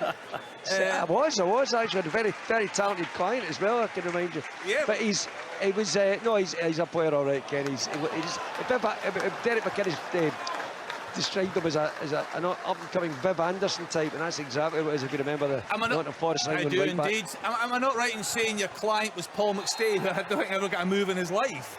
And then went to Australia to get rid of it. Don't start me on the moves he could have had. There was no tickets to the moon at that point. I can tell you, if the money was right, you could have gone to the moon, no problem. I can assure you, I'll save this for another day, the moves he could have had. Oh, there's my man. What a move that was. Now watch this. Watch, Leanne. It's a shot. That's a shot. He's trying to cut off. It's a cross for me. He's whipping it back post, but if it goes in, it's lovely. Great feet, just in a wide area again, isn't it? Isolating 1v1, shifts it onto his left. And you're coming round at my way, I think. Right, OK, let's get to Stuart Kettlewell. What a start for Partick Thistle, Stuart. Yeah, it is, Kenny. It is, and Dundee are coming back into this one. They're having a bit of a go. They've actually made a change. They've brought on Paul McMullen and brought off Ben Williamson, the lone player from Rangers. But again, it's that wily old fox. Ian McCauley's game plan has been superb. They've had 2 chances in the game. They've been clinical. They've got good experience in this team with Brian Graham and Stevie Lawless and Ross Docherty, and you know what, they're just managing this game very, very well at this stage, and this may well be a surprise to 1 or 2 even in the opening day, to be sitting 2-0 up at Dens Park, but they've been good for it, Kenny. Yeah, Queen's Park worthy of their lead up in Inverness Cali Thistle early. Yeah, they are indeed. They're really moving the ball about so quickly, winning the midfield battle, and every time they get the ball up front they look so dangerous that they really could be scoring. Definitely deserve their lead. Well, Inverness trying to come back to it. Stephen Boyd has looked very good for the home side. A couple of decent chances, one just about 5 minutes ago outside the box, just going over the bar. Inverness will be disappointed. I'm sure Billy Dodds will have a few choice words for his side at half-time, but as it stands, it's Inverness Cali Thistle 0, Queen's Park 1. In League One, Kenny, Airdrieonians have raced into a 2-0 lead away to Peterhead. I think Callum Smith's got both goals, but on the back of beating St Mirren in the Premier Sports Cup, what a start to the season they look as if they're having. Yeah, we're in the studio that night. Excellent. Yeah, you were there, Rory. They were very impressive, weren't they? Yeah, they were. Rhys McCabe's a good footballer, good technically. I was at Rangers when he was a young lad, and you could see the ability he's got, and for a 29-year-old to be able to manage a dressing room, and I know it's kind of carrying on from Ian Murray's way of playing, but they were excellent on the night against St Mirren, deserved a win, and what a start, 2-0 up. Gavin Wallace, you're at Cove Rangers against Wraith Rovers. Before you tell us about the game, I've never been to that ground. Just set the scene for us there. Well, I'll tell you what, Richard Gordon is an extremely good media host, I can tell you that for a start. It's actually really nice ground. We're in the main stand at the moment, just as Wraith Rovers are attacking. The sun's shining, there's stand behind both the goals, which are open air, and then there's some terracing across from us as well. It's just round about the kind of Royal Mail depot at the top of the town, or the top of the city, sorry. It's an absolute cracking little stadium, synthetic surface, which Chick isn't a fan of, but at this kind of level of where Cove have came from, you understand exactly why they've got it, and I know that a lot of community teams and whatnot use it as well, but it is a really, really nice. Can I be honest as well, Kenny? It's absolutely hustling and bustling here as well. The hospitality is full. Jim Layton is actually sat in front of me as well. Just as Wraith Rovers cracked the crossbar as well, just looking up there. I tell you something though, it's been a really good game. Cove are still 1-0 up thanks to that goal from Mitch Megginson earlier on. He was stood in his own just from a Fraser 5A corner after about 7 or 8 minutes. Kyle Connell, who's on loan from Kilmarnock, has a couple of pretty decent chances as well. Kyle Gourley saved a couple down to his left as well. But this game has actually been relatively end-to-end. It kind of simmered down maybe for a 5-10 minute period there, but it's been really good. And I tell you something, Cove are looking really good. Really impressed with Cove, and really impressed with the boy Evan Towler as well, who's wearing the number 3 shirt on this left side. Right. He's not scared to get forward. Apologies for any bad language you'd have picked up there. Just Jim Layton, I noticed he celebrated the birthday this week. 64 years of age, Mr. Layton. No way. Makes you feel old, doesn't it? Look as if he could do a job. Leanne. Well, I'm coming back to your game again in relation to an elbow. I think it's Rocky Bashiri involved there. Okay, I didn't see it. John Murray Davidson, it might have been, but it's a clear elbow to the face. I'll get another look at it, hopefully, as replays come through, but it's a cheeky one. We've got a red card at Hamilton Accies. Derek Ferguson. Yeah, Sean Want's been sent off. It was a challenge on Cabai. He was clean through, although he was at the edge of the box. We'll just get a penalty for Morton. Grant Gillespie steps up and he dispatches the ball into the back of the net, Kenny, so it's one apiece. Yeah, he's done a good job, I think it's fair to say there, Dougie Emery, hasn't he, Darryl? I mean, he steadied the ship. He had a couple of good results in the Betfred Cup. Obviously that penalty shootout win, the infamous one, the Rocky Bashiri game through Easter Road. He's done a good job, isn't he? Listen, Dougie Emery's... Goal! It's for Dundee United. It's a magnificent strike from the edge of the box. I'll confirm the score in a minute. The goalkeeper is beaten all ends up. It's a wonderful strike, and Dundee United have taken the lead 2 minutes from half-time. It's Killing Hill, Dundee United 1. Yeah, we're just looking, the player is surrounded at the moment. Just seeing the pictures coming in. We'll get another look at it. Is it Levitt? Just seeing them. I tell you what, that looks a big travelling support there. We're seeing the stand. It looks a decent attendance from the away support. Big crowd, as I said, inside the ground. Killer support as well. It's a big... I think it was Dylan Levitt that scored the goal, incidentally. A wonderful strike from inside, just at the edge of the box. It was Dylan Levitt, 1-0 United. Great strike, Leanne, wasn't it? Yeah, Stephen Fletcher does really well. Kenny. Right, on we go. Yeah, just on the edge of the area, straight into the back of the net. So we're all square here in the Highland capital. Inverness, Cali, Thistle 1, Queen's Park 1. Yeah, the wee man a bit happier up there with Dodgy Land. It was some strike, wasn't it? It was a nice move. It was. Sam Walker slightly unsighted, just the way the defenders in front of him, but Stephen Fletcher does really well. Back to play, just lays it off, a wee back heel. And Dylan Levitt, you know, he's been a top performer last season. He's a huge signing that Jack Ross has been able to get him back at the club, and he'll be glad to get off the mark in day one of the new season. Fantastic bit of business, isn't it? If you can keep Fletcher fit, what an asset he's going to be at Dundee United, because he never had great pace even as a youngster, but he's so elegant, the ability to turn, the ability to play everybody in. That's Stephen Fletcher get an elegant first touch, and then he just rolled it back for Levitt to blast home. Yeah, I'd say Dylan Levitt, Alan, that was a great piece of business from United, getting him signed up, isn't it? Really good, Kenny. My only worry would be the length of contract. They paid money for him and he's only signed 2 years. Right. So that would be a worry, because he's a terrific player, and you know, it's up. When you're paying money for someone, they can sometimes dictate the length of contract that they want. That's half time incidentally. United were just delighted to get him in, and it's a great piece of business. He's a terrific young player. So in terms of them cashing in, Alan, that would have to be a year in... A year's time, or he's trying to get him to extend if possible, or he could then, you know, leave on a Bosman. Half time, Kenny here, just at Rugby Park 1-0 United. Thanks, check that great goal there from Dylan Levitt. Great link-up play with Stephen Fletcher. What, approaching half-time there at Tynecastle, Alan? Is it fairly even now? No, it's not, Kenny, honestly. Ross County have been absolutely magnificent. Aurora Edwards, Aurora wide on the left, number 7, right-footed, has been sensational. Samuels up front looks a real handful as well. Sims on the right-hand side. Ross County should be 2 or 3 goals ahead here. Hearts have not played, and the fans are not happy at all. First game of the season, 44 minutes gone, 45 minutes gone now, and the fans already turning on the team. They've got to try and stay with them if they can, but Ross County have been excellent. Yeah, the bar was set very, very high by Robbie Nielsen last season. It wasn't set very high for St Johnstone. Willie Miller, how have they fared in that first half at McDermott Park? It's been a real struggle for the home side.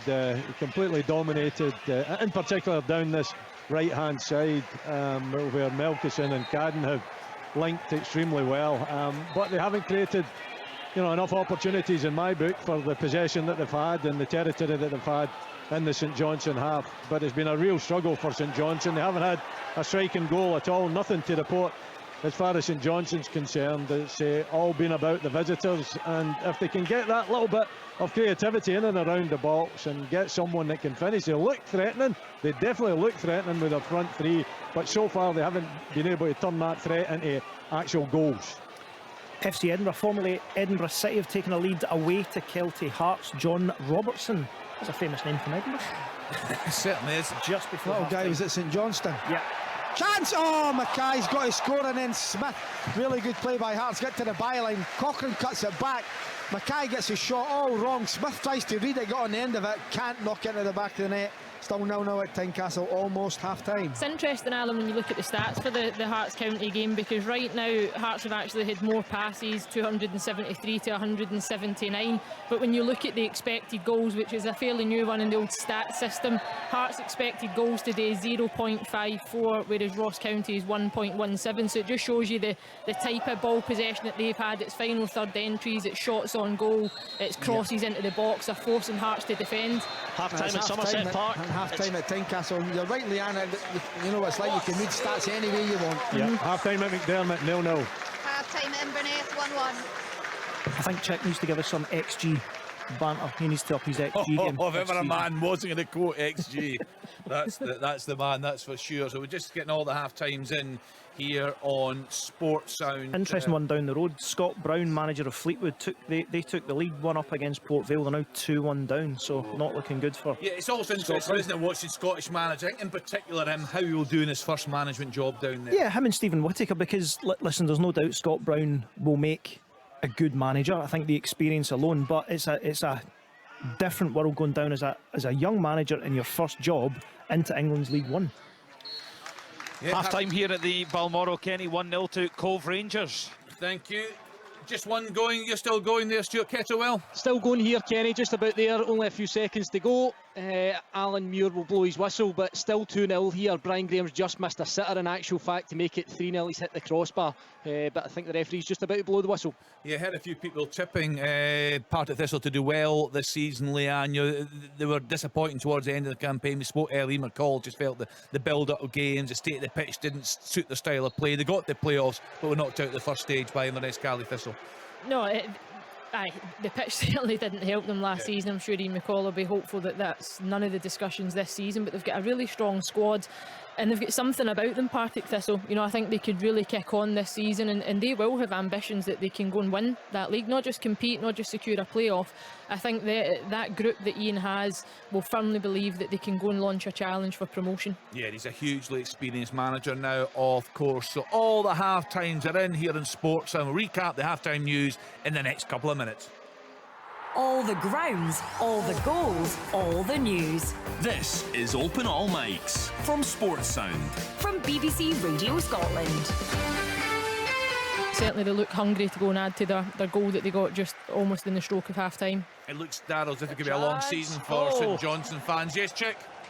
It's nearly a goal for Kilmarnock actually the other end, but that bizarre instant.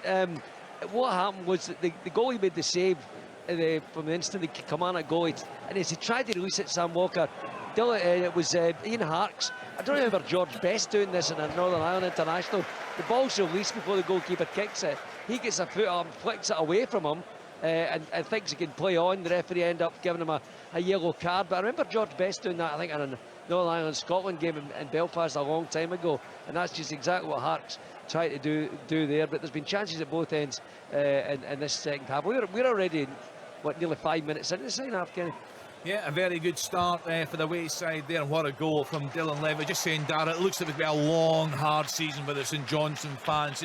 We'll get Willie in a minute, but creating so little there. You're on the back foot for much of that first half.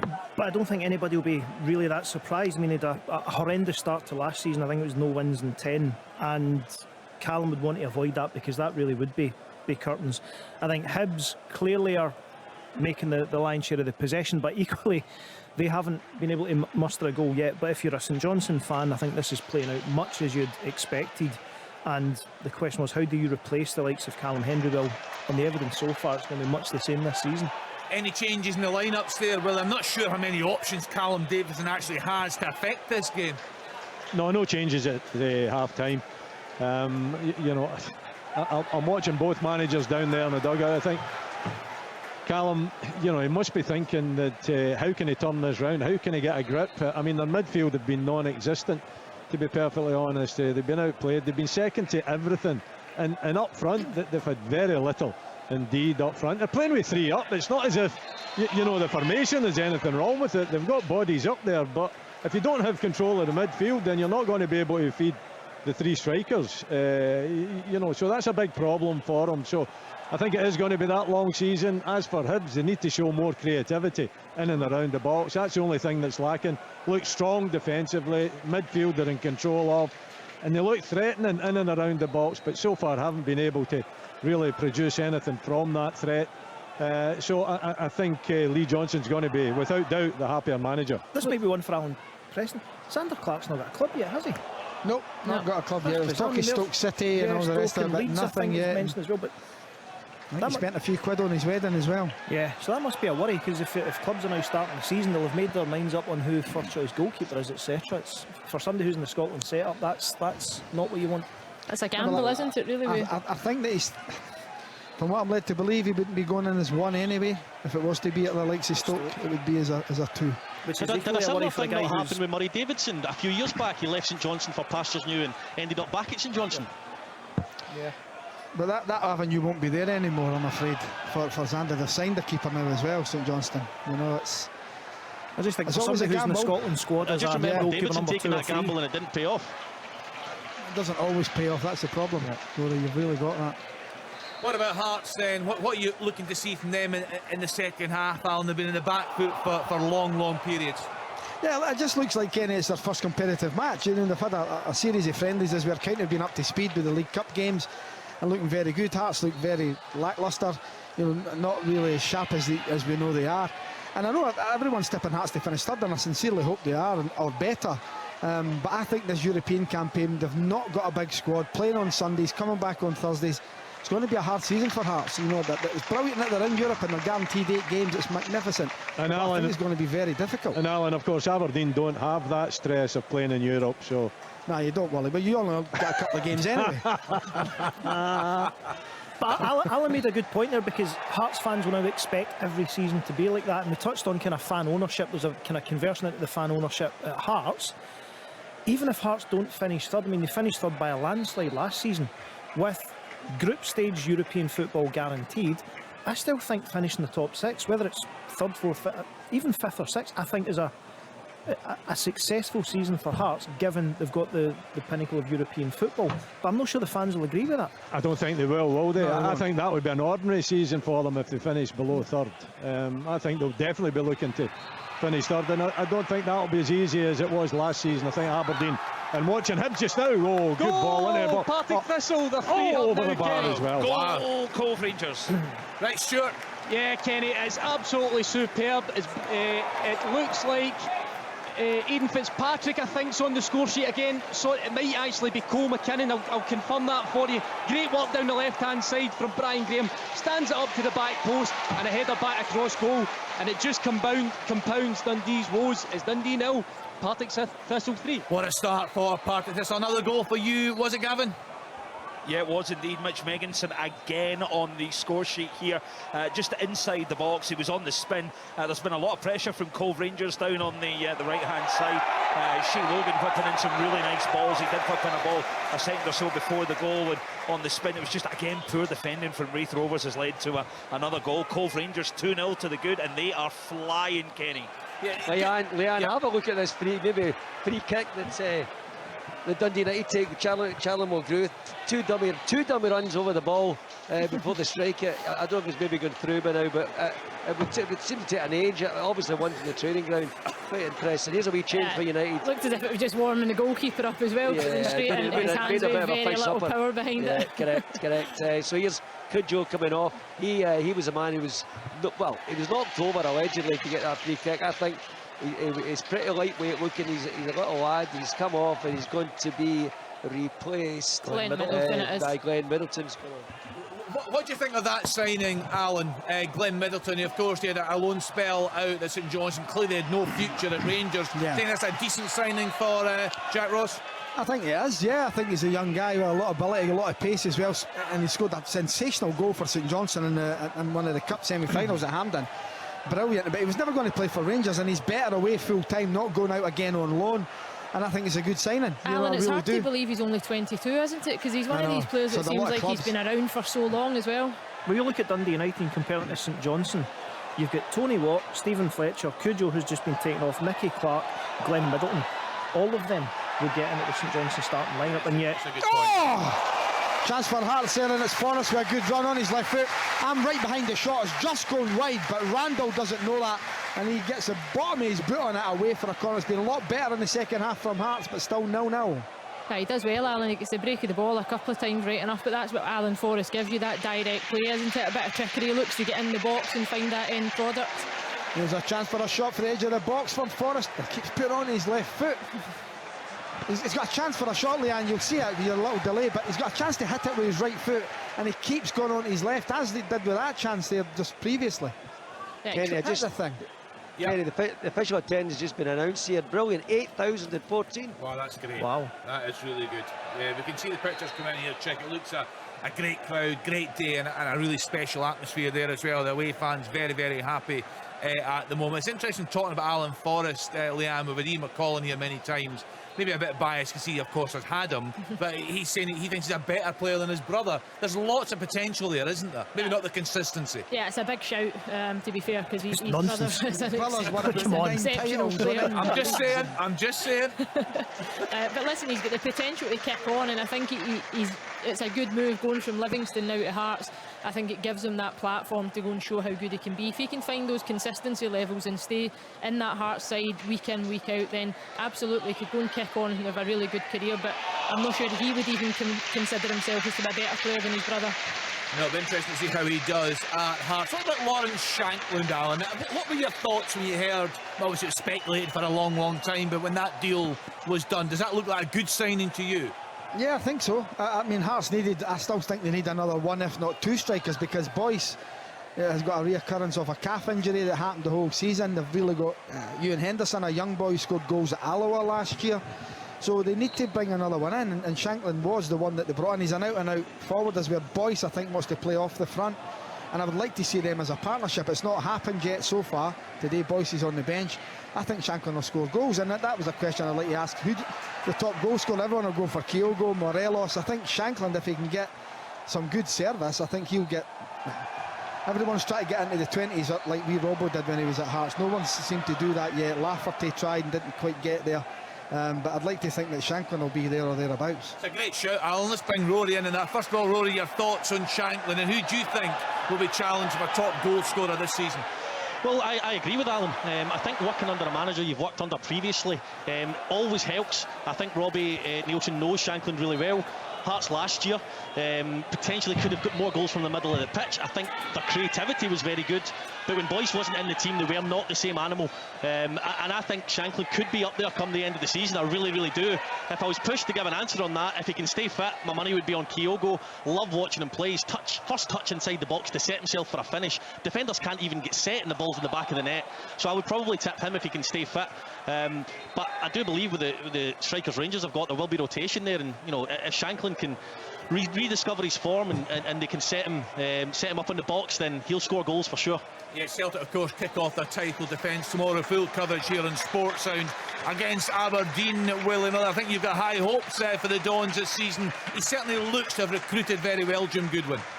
Yeah, they've made a lot of changes. They brought a lot of new players in. I've watched them a couple of times so far. They've gelled very quickly. Okay, it's against the lower league opposition, but at the same time, no goals against, and that was definitely an Achilles heel last season. You know, they couldn't buy shutouts at all, and they didn't relish them. You know, it wasn't as though the defence looked as though it was that important to them. So, you know, Jim seems to have brought in a completely new back five, by the way, and they're looking really solid. They've got a striker, Miovski, as well now that they spent over $500,000 on. They'll be hoping for good things for him. They've still got Ramirez, of course, there. You know, so that gives them more options, and I think they've brought in about, let me see, 9 players. 9 players it is, yeah. You know, some of them are loans. I think they're still trying to get hold of. Some of them are loans, but they've spent some money as well. You know, $1.5 million or thereabouts. Although it's very difficult to get the actual figures, because every time I read a column about what they've spent, it's always an undisclosed figure that they put down. So maybe Alan can keep us right in that one, but certainly it would be over $1.5 million that they've spent.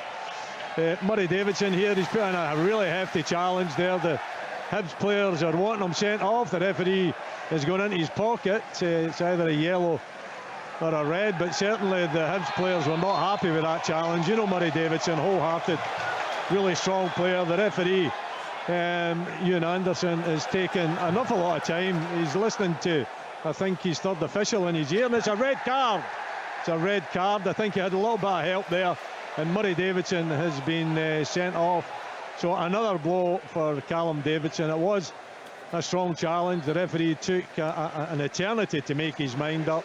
I think he did listen to a little bit of advice from one of his assistants, and the red card had been shown to Murray Davidson. We're still waiting really for a replay in the studio, but we'll hopefully get a better look at it.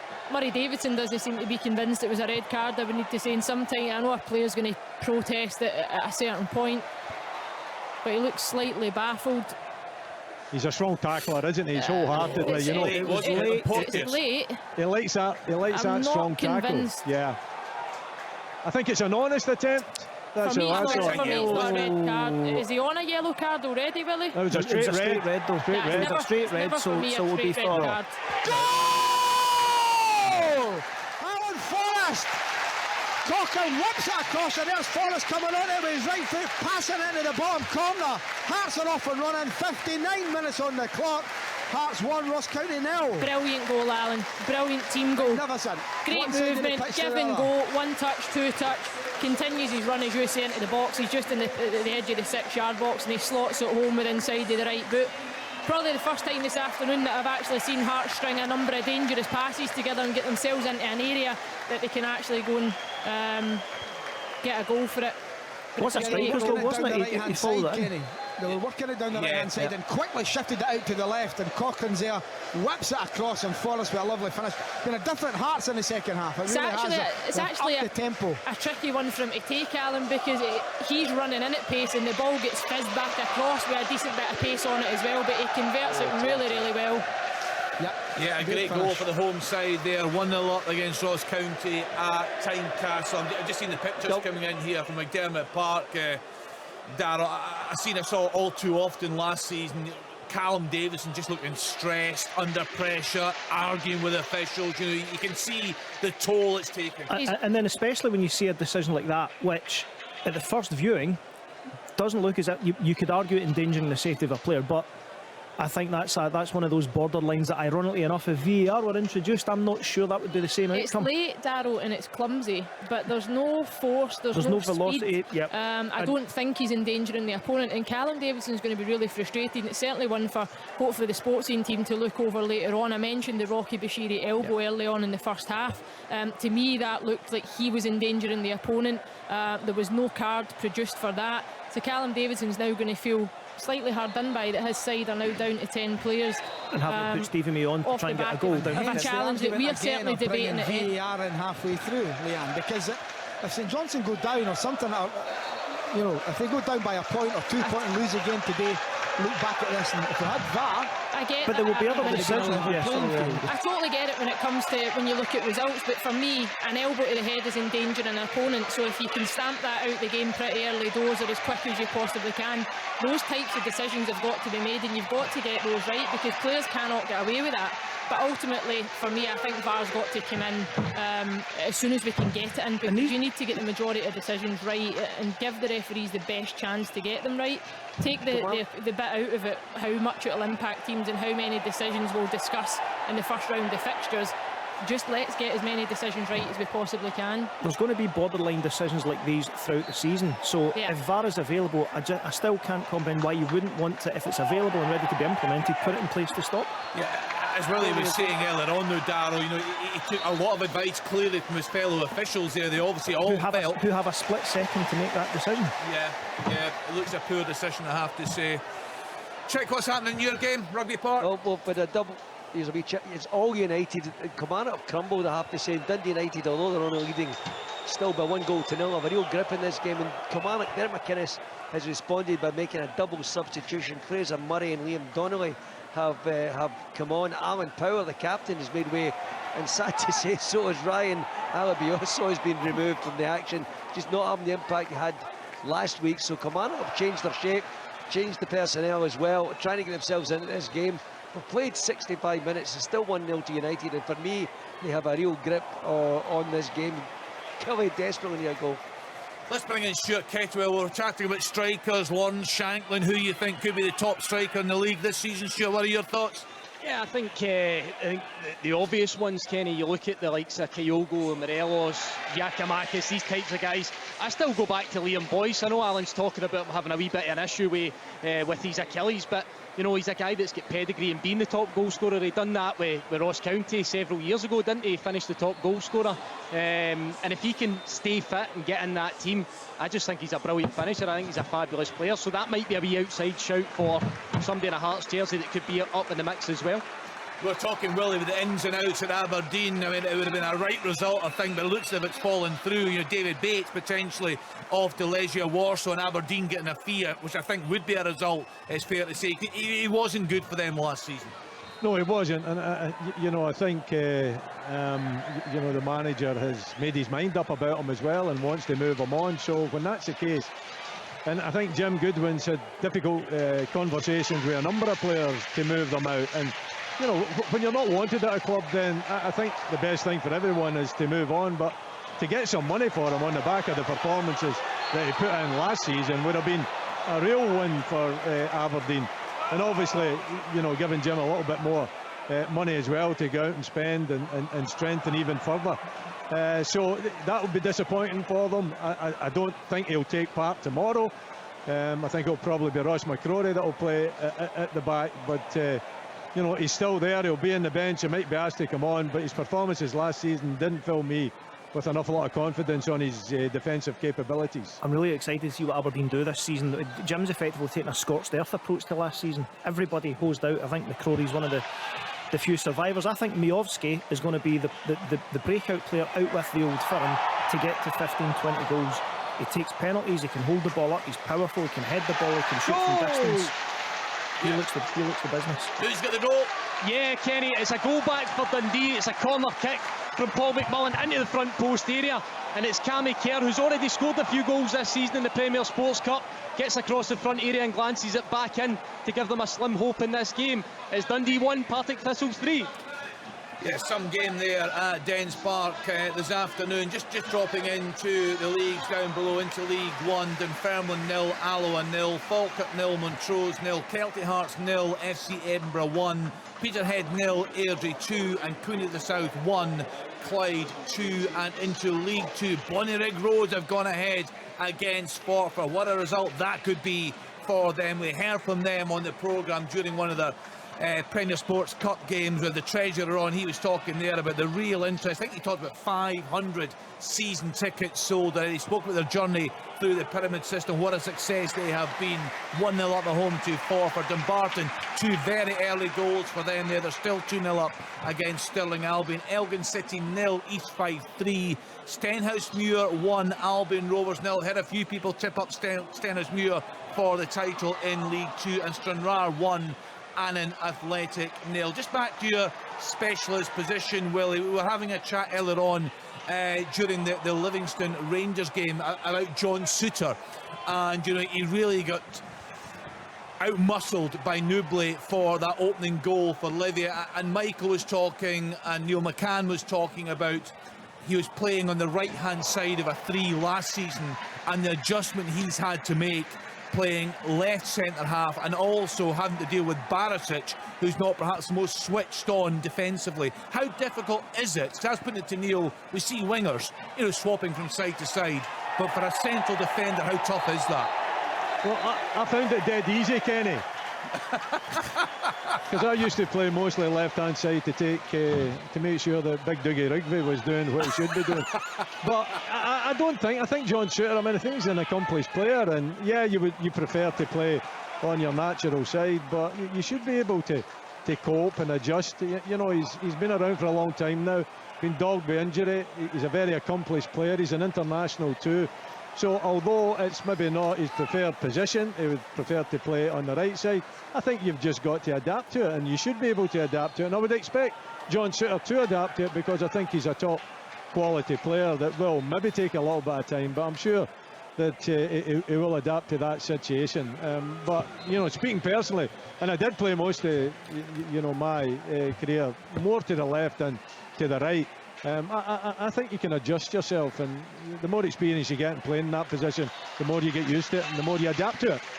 It's another couple of changes, Kenny. Yeah, we talked about this before the game. The older striker Stephen Fletcher has been removed to be replaced by Niskanen up front for United, and actually was just a few moments ago Kyle Lafferty was taken off as well for Kilmarnock, and Danny Armstrong has come on. So 3 changes for Kelly to try to get themselves back into this game, which they're not doing at the moment. 1-0 behind. Just go back to Willie's point, I think Rangers have got a problem with Barisic. I think Barisic in his day was a terrific player. He got an injury before the Euros for Croatia that affected his Euros, and I don't think he's been the same player since. He gets caught out inside defensively. I think he gives his defensive partner some unease because he's not a natural or instinctive defender, and when you've got John Souttar in an unnatural left centre back position, I think that's Bill's problem. It's a second yellow. He had been booked, and I think he's been arguing about this free kick to the referee, who's Willie Collum. Willie Collum then flashed a yellow and a red, and he had continued to argue after that, and he's now been ushered from the park by actually one of the Kilmarnock players in there. But he has been sent off. I think it's the second yellow. Yeah, it's because he was booked previously, Chick, for the one that he nicked from the goalkeeper's hand. Right, remember? and it was a bit of verbal with the referee. Stupid thing to do. He's been sent off. I actually think the challenge itself, Chick, in the laws of the game, he probably could have got a second yellow for it. He does the kind of swivel turn with the ball. He's in control of it. It's a heavy touch, and he's outstretched with the left boot. I think he catches. I'm not sure who the player was, but it's slightly above the foot, probably more onto the ankle, which I think in the laws of the game now is a yellow card. So real frustration for Ian Hart's, right enough, because he was one of their top performers last season, and now Dundee United are a player down with still a bit of time in the clock. Big chance now, isn't it, Chick, for Kelly to get back into this? Big chance. Well, I mean, it's crazy because, you know, Leanne has described perfectly what happened there, and it's madness because United, for me, had a real, although they're only winning by 1 goal, they have a real grip in the game, look comfortable, and there's all these changes been made by Derek McInnes, who realises what was happening, something had to change.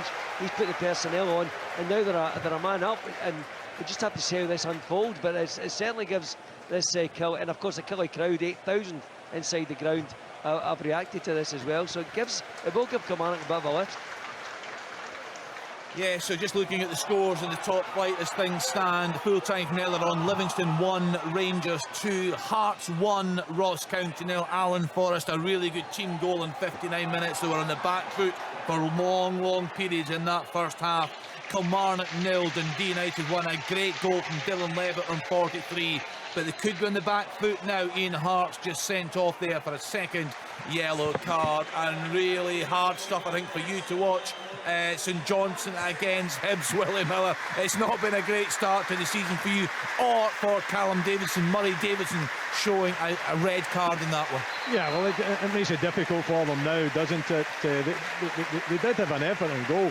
Carey striking one from about 35 yards. It brought out, you know, a save in David Marshall, but it's been a real struggle since Murray Davidson gets sent off. They've had to, you know, kind of go into their shell a little bit, and mind you, they were in their shell prior to Murray Davidson getting sent off anyway, because they were barely in the Hibs half, and that has continued. So I think if they can get away with you know, a no-scoring draw, I think Callum Davidson will be delighted with that. As far as Lee Johnson's concerned, then, you know, he's got to, you know, make sure that they take advantage of being a man up and try to be more creative. I think that's where he will feel that his team has let themselves down, the creativity side in and around the St Johnstone box. That's why it's still goalless. Let's step in here, Kenny. Yeah, just quickly, Kenny, because United have reacted to that red card. Tony Watt's been taken off, been replaced by Ross Graham, so they're obviously going to try and sit in for the last 15 minutes or so of this game. Let's get an update then from our championship games. First of all, Stuart Kettlewell watching Dundee against Partick Thistle. Yeah, Kenny, it's still Dundee 1, Partick Thistle 3. In all honesty, there was a spell there where Partick Thistle were a joy to watch, stroking the ball about really well, in full command of the game, but that goal back from a set play, from a corner kick from Cammy Kerr, has given Dundee a lifeline, and they've grown slightly in confidence. But I have to say, as it stands just now, Partick Thistle look as if they're in line for an excellent 3 points, and really sending out a pretty decent message in this early stages of the campaign. Still a really tight game in the Highlands. Ailey Davis, Inverness, Cally Thistle against Queen's Park. Yeah, absolutely. It's really finely poised here. Inverness starting pretty well, though, in the second half. They made a few changes. Zach Delaney, defenders, gone off. Danny Devine's come on. Austin Samuel, Stephen Boyd, both off. George Oakley, who, of course, has been at Inverness before, and Nathan Shaw on as well. Inverness with a lot of pressure early in the second half. It was corner after corner, but just could not find the back of the net. Billy Mackay, who did get the equaliser in the first half, not far away at all, getting on the end of a very nice ball in from Roddy McGregor on the left hand side. He had a lot of time on the ball, Mackay, inside centre of the box, and a very good save, I have to say, from Callum Ferry between the sticks for Queen's Park to keep that effort out. On the counter attack, though, the visitors looking dangerous. Jake McKay. Okay, Ellie, 1 second here, there's a goal. Check. Well, it's not a goal, is it, Chick? It's a strike from all shot, rattles the crossbar. The Killie players and fans claims it was over the line. Willie Collum, who was pretty well placed on the line, said no, it wasn't. They were claiming for a goal, hit the bar, and well, eventually it's saved, and he didn't even go out of play. Actually, the goalkeeper's got it. no goal given, still 1-0 United. No, he catches it sweet as a nut chip, left foot, rattles it off the crossbar. As you say, it comes down and hits. I think it lands right clean on the line. To me, it doesn't look like it's over by any means at all. But a good bit of play from Kilmarnock down the left-hand side. I actually thought Ollie Shaw was marginally offside, but when I looked at it again, I think he's perhaps just onside. But he catches it really well. Certainly a chance for Kilmarnock to get themselves level. Let's keep going round the championship games then. Gavin Wallace is watching Cove Rangers against Wraith Rovers. Indeed, although that sounds like that might have been one for VAR at Rugby Park, Kenny, to be fair. But yeah, Cove, the dominant side, plenty of pressure. Wraith looking really kind of fragile at the back. They're still up. Cove up 2-0 at the moment. A Mitch Megginson double on the 7th and the 50th minute. And to be honest, they should. They nearly made it 3 there, but maybe 5 minutes ago, they should have made it 3. Robbie Leach was the man after Liam Dick made a complete pig's ear of the pass back, to be honest. Maybe just a little bit off guard from Leach, but he skiffed the post. But Cove looking really, really good. They're 2-0 to the good at the moment here at the Balmoral. Ayr United against Arbroath. Rory Loy is there for us. In terms of the game, Rory, how's it going? And what are your thoughts on Arbroath? Will we see that story develop again this season, do you think? Well, based on what I've seen today, Kenny, I would have to say no. Ayr United have been by far and away the better side. Lack of chances for both sides in this second half. Best falling to James Craigan after a comfortable save for the Ayr United goalkeeper. But, you know, Ayr United have been by far and away the better team, as I said.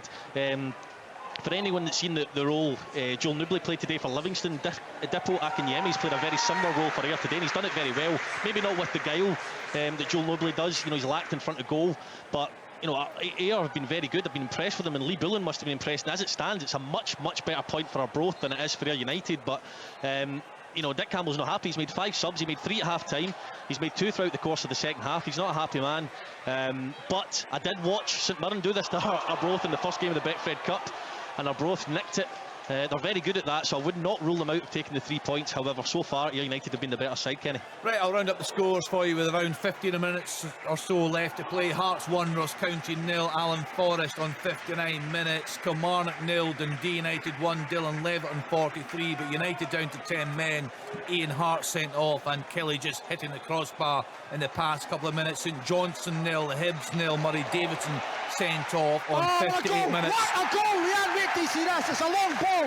Look at the touch for Barry Mackay. Watch it. He pulls it out there. It's a 50-yard pass. Dropping over his shoulder. He brings it down lovely with his right foot. The keeper comes out. He sells him a dummy and rolls it into the back of the net. That's sensational stuff from Barry Mackay. That's wonderful. Wonderful. And that's exactly what Barry Mackay gives you, Alan, isn't it? That bit of quality, technical abilities off the scale. To judge the flight of the ball, to bring it over his shoulder like that, to then compose yourself, drop the shoulder again and slot it home. What a wonderful goal that is from Hearts. Defensively from Ross County, though, it's a poor one because it's a long ball on the left-hand side. 2 defenders are sold with a touch from Mackay, and he just rolls it into the goal, actually. I mean, that's hard enough to bring the ball down at that height. To do it, to put it on his right Get foot. 3 defenders in the palm of his hand, Darryl. 3 defenders looking at the ball, and he's in total control. It's an excellent goal from Mackay. Yeah, so 2-0 to the home side at Tynecastle. As I was saying, St Johnstone 0, Hibs 0, Saints down to 10 men. Callum Davison not at all happy with the decision of the referee. So into the championship then, Ayr United 0, Arbroath 0, Cove Rangers 2, Wraith Rovers 0, Dundee 1, Partick Thistle 3, Hamilton Accies 1, Morton 1, Accies down to 10 men, Inverness Cally Thistle 1, Queen's Park 1. Into League 1, Dunfermline, they are at home to Alloa. They've just gone ahead 1-0 up against Alloa. Falkirk 0, Montrose 0, Kelty Hearts 0, FC Edinburgh 1, Peterhead 0, Airdrie 2. Airdrie so impressive in the cup against St Mirren 10 days or so ago. Peterhead 0, as the Airdrie 2, Queen of the South 1, Clyde 2. And into Scottish League 2, the score lines there: Bonnyrigg Rose 1, Forfar 0, Dumbarton 2, Stirling Albion 0, Elgin City have pulled a goal back. They're now 3-1 down at home to East Fife. Stenhousemuir 1, Albion Rovers 0, and Stranraer 1, Annan Athletic 0. What's been your takeaway, Darryl? We're watching these games come into the studio. County, Kenny. Yep. White's through. Goal! They're right back in it. Wow. Jordan White, just a ball over the top, straight ball. White's onto it at the angle, knocks it through. I don't know if it goes through Craig Gordon's legs or not, but smashes it home into the back of the net. Game back on 78 minutes on the clock. Hearts 2, Ross County 1. Not that I would ever be too critical of Craig Gordon, but he seemed like he took an eternity to even consider coming off his line, Alan.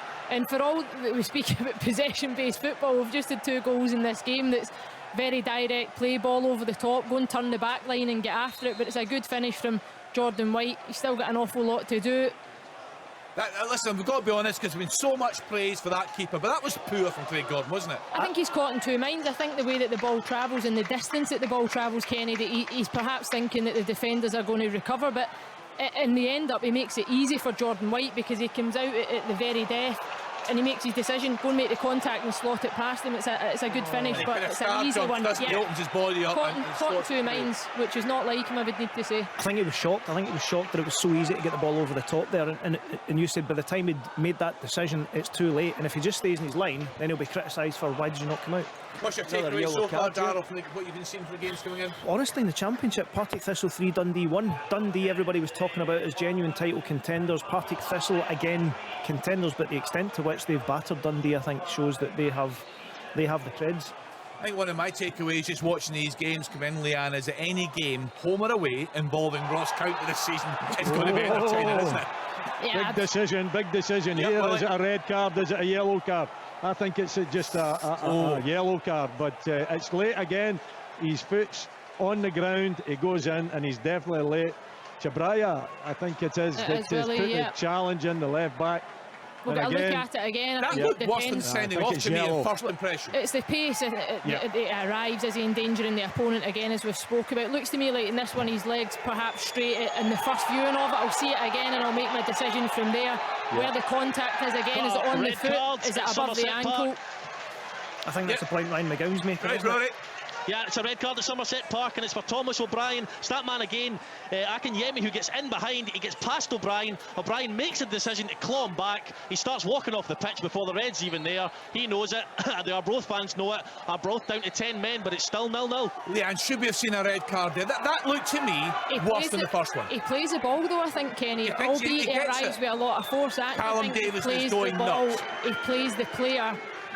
For me, a yellow card is probably the right decision. I can understand Ryan McGowan because he's looking at the speed of the player coming at him, but I actually think there's a lot of contact on the ball.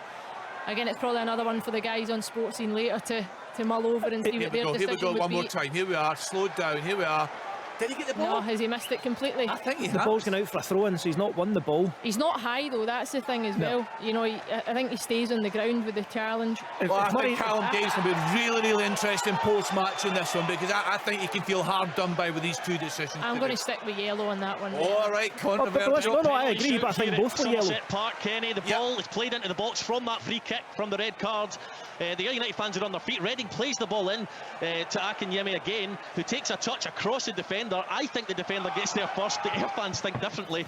No penalty given, but certainly one of those that could have been. Sooner we get VAR the better, right, Darryl? Absolutely. Alan. But not halfway through the season. Sports Scene's going to be good tonight, because we said in the first half not too many contentious decisions. We wouldn't have seen really a role for VAR and Scottish football going to these first half games, Darryl, but in the second half certainly a few talking points. Kenny, at this rate VAR's going to need a winter break. It's interesting. I'm saying Callum Davis. I interviewed him many times last season, and you've seen him come out after these games. You see the stress, the toll that it takes on him. He's going through it in the touchline there. It's tough what we speak about managers, and we have to. And they know what they're getting into when they get into these jobs. They will come under scrutiny, there will be pressure, but it's so tough. There's Lee Johnson. He's been sent. There's Lee Johnson who's going up the tunnel there. I'm not sure if he's been sent or not. Well, is Lee Johnson, we see? Well, I haven't seen anything. The referee is over one of the St Johnstone players who's down injured, so. I think the referee would have to make that decision. So I don't think he's been sent up the tunnel, but I'm not 100% certain. I'm watching the referee just now. We've already seen the yellow card, and I think both were yellow cards, not red cards. I'll keep my eye on it though, and I'll let you know if he appears back from the tunnel or not. Maybe he's just away. Maybe nature calls, you never know. When you touched on Callum Davidson, I think he knows it's going to be another season of slog. And I remember making the point, half jokingly, that when they won the double in the Cup, you'd be as well walking out at that point, because that's as good as it's going to get. Drop the mic and off you go. Easy to say in hindsight, but actually he might be coming round to that way of thinking, because to go from that to the way last season played out, to the way even on match day 1 you can see how this season's going to play out. Lacking in goals, lots of huffing and puffing, fans frustrated in a half-empty stadium. It's going to be a chore, and to think they could still have been an assistant at Millwall, because he gave up a relatively secure job to go out in his own right. Millwall 2-0 up against Stoke, incidentally. Yeah, it's a hard slog for a good man. It's all about timing, Alan, isn't it? I just wonder if anyone come in for him on the back of these cup successes or not, because that would have been the perfect time, wouldn't it? Well, there was jobs available, you know. I think Stoke came up at one point, and Millwall as well, and you just think, you know, is his chance come and gone? If you win a cup double with St Johnstone and you don't get a job, you're never going to get a job down south. It's as simple as that. You know, he might go as a number 2. You don't know. I just hope he can turn it around. I really do. He's a terrific lad, but I see the stress that is put on him, and I worry for him. I really do. I just hope he's going to be fine. Fair play to them today if they come away from this game with a point. Yeah, The best part of 30 minutes with a player down to then go and defend that and still keep yourself in the game. It's been a really good team performance from his side, and something to build on, isn't it? Yeah, and Halberg's just taking a knock there. I think he's actually going to have to go off now as well, which is not what you want in the first day of the season, as well as to lose players to injury. I think you'll be quite happy, Alan, if week on week on the list you see your name against a Ross County match, because they're hugely entertaining, aren't they? They're very good. They're really good to watch. They'll be fine. No problems with them at all. They'll be pushing for hey, listening, Chick. Actually, this climax of this game is incredible. As United would claim that Kilmarnock getting caught out everywhere. This is becoming farcical the last couple of played 88.5 minutes, and Kilmarnock just keep giving the ball away. They gave a chance at the back to United. I don't know how they didn't cash in on that. Goalkeeper's way out the goal, and now he's going from end to end. It's becoming a bit of a comic cuts football match. Exciting, I suppose. But my goodness me, Kilmarnock have gone to pieces in the second half. Still 1-0. Goal! Game on here, Kenny. It's 3-2 now. Dundee have pulled a goal back from another corner. McMillan again with the corner, and it's Tyler French at the back post that nods it beyond Mitchell in the goal. It's now Dundee 2, Partick Thistle 3.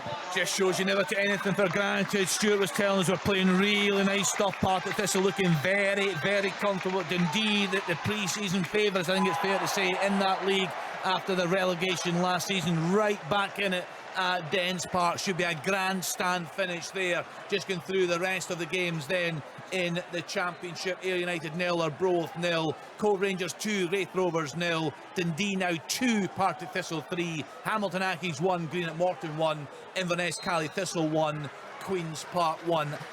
Again, Stuart, it's going to be a great league, isn't it? We always love the Championship. There's always a story in there.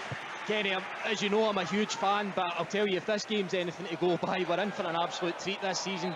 Partick Thistle in particular, good side. We knew they'd signed well, good experience, but the character that Dundee have shown to get themselves back in it's also been very good. So as I say, if this is a marker down for the Championship this season, then I for one hope I'm covering a few of these games between now and May. League 2, Who Kenny. wins it, Stuart? Who wins it? Who wins the Championship? That's the question. Alan had a wee Goal!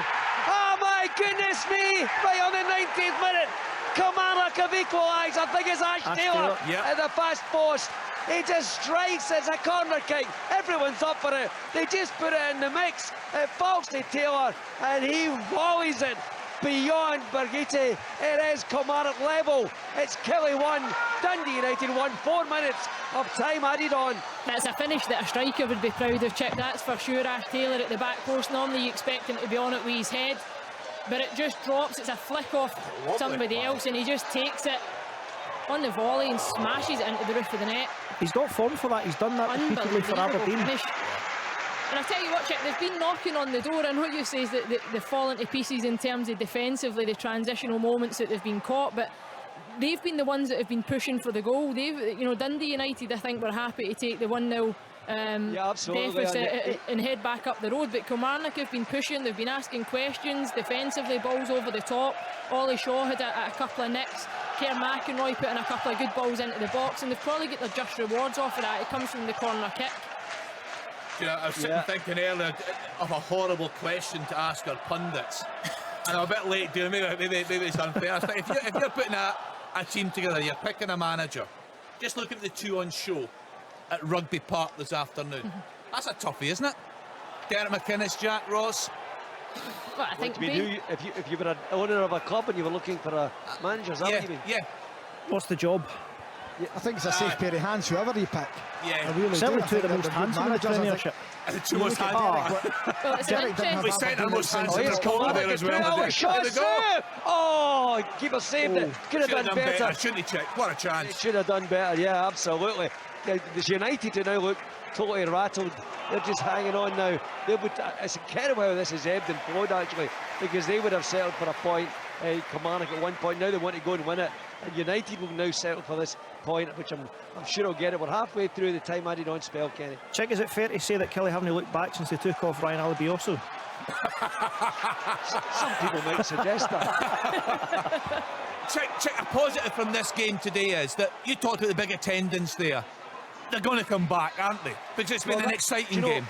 I was thinking that, Kenny, you kind of, whatever it unfolds, but if you're a neutral and you're wanting people at the games, and the appetite of the inertia of the Kelly fans anyway has been whetted by the return. They've sold 5,000 season tickets, so you want that. If people are going to come it's a goal! It's a late goal for Hibs. Hibs have scored it from the free kick. It's the substitute Josh Campbell that gets it at the back post. Ewan Henderson cross from the corner from the left-hand side, and he sneaks in at the back post. I think it takes a little deflection, but it ends up in the back of the net to give Hibs that what looks like a winner on just on 90 minutes as the 90-minute clock just strikes there. Hibs take the lead here. As important as that goal is, look at the reaction from the players. As soon as that winner, assumed winner goes in, every Hibs player together celebrating. Yeah, and right in front of the away fans there. Just looking at that goal again, Leanne. Yeah, I don't actually think it. I think it comes off another player in the goal line. Deflection, yeah. Defensively, it's a poor one from St Johnstone. Or was it off Bashiri and Nennan? Keeper's got no chance, has it? It's too close. I think defenders have got to do their job, isn't it? They're caught wrong side. It's a sucker punch for St Johnstone, right enough, because they've given a really good account of themselves in terms of matching the work rate in the second half, and to concede from a set piece is always a tough one to take as a manager or a player, and to lose it in the 90 odd minutes that they have. That's it, full time at Rugby Park. Kilmarnock 1, Dundee United 1. Dramatic, and I tell you what, it's the United players who are all sitting down. They look exhausted, weary about the way that has turned. The celebrations are from Kilmarnock. Full time here after goals from Dylan Levitt and Ash Taylor, and remember the red card for Harkes as well. Ian Harkes, second yellow, equalled red. He was sent off. It finished Killie 1, United 1. Yeah, 91 minutes, a great finish, and the big defender Ash Taylor at the back post, earning Derek McInnes a point on his return to the Premiership. So Kilmarnock 1, Dundee United 1. A big goal Willie brought us there at McDermott Park. St Johnstone 0, Hibs 1. Hearts 2-1 up against Ross County. Leanne. It's Rocky Bashiri that has been credited with that goal, Kenny, which even adds more to the controversy in terms of that elbow in the first half. So a real sucker punch for Callum Davidson's side today.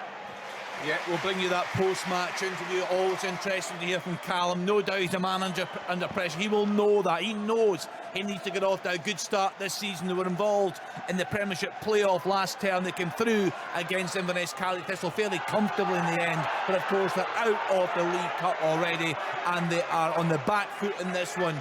Down to 10 men, just seconds remaining there at McDermott Park, and trailing by a goal to 0. But a couple of really contentious refereeing decisions in that one, Darryl.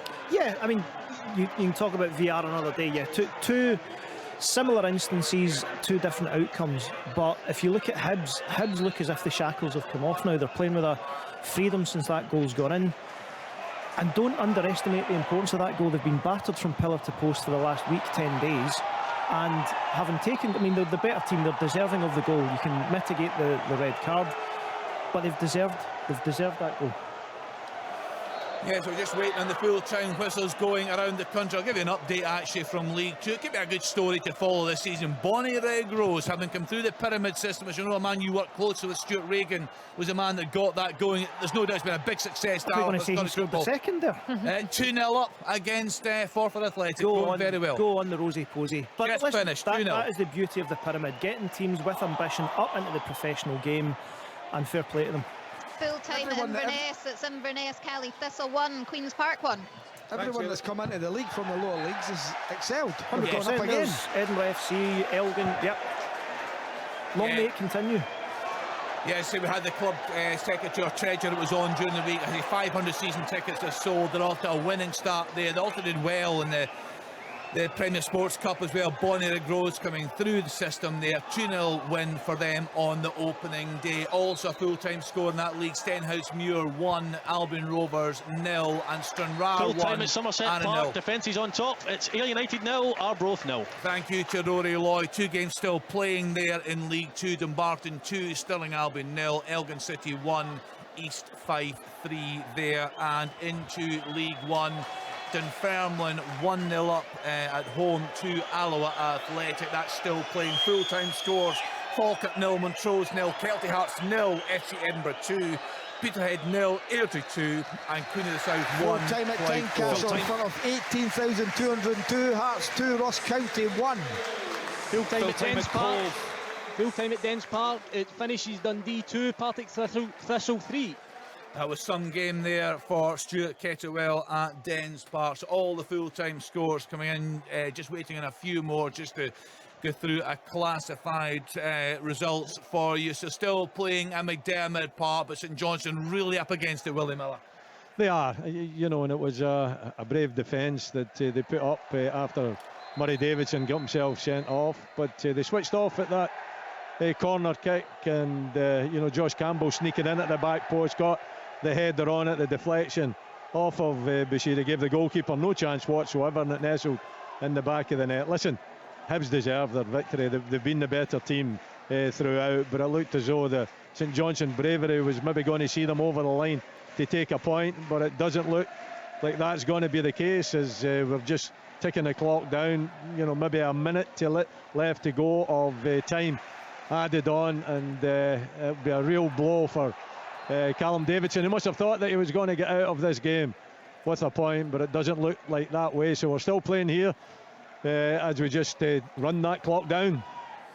Yeah, and that goal, as Dan was saying, some are saying it's credited to Bashiri, some saying Josh Campbell. We need to get that one cleared up, Leanne, but it was on the 90th minute there, so it was just definitely Bashiri. It was between both of them. It was Campbell that had the header, and then there was a deflection. So I think that's what put the goalkeeper off. Had it just been a straight header, I think the keeper would have saved it, but that last deflection from Bashiri, I think you think to go over. Just look at the BBC website, still got it down as Campbell with assists from Henderson, but we'll get that clarified for you. No doubt about it. What we can tell you with absolute clarity is that Callum Davidson will be a very unhappy man after this game. Some decisions, I think, went against him this afternoon. They're trailing by 1-0 at home to Hibs, deep into that game. They're just waiting on the full-time whistle. Lee Johnson just in the ears of the fourth official down there in the touchline. We've seen the pictures coming into the studio here at Pacific Quay. Just to go into the other leagues, I was giving you the full-time score lines in League One. That now is a full-time score line there. That's a finish, Kenny. Thank you, Willie Miller. So a much needed win for the away side there, and that is all the results in this afternoon. We'll go through a full classified check for you, and we'll get a reaction from our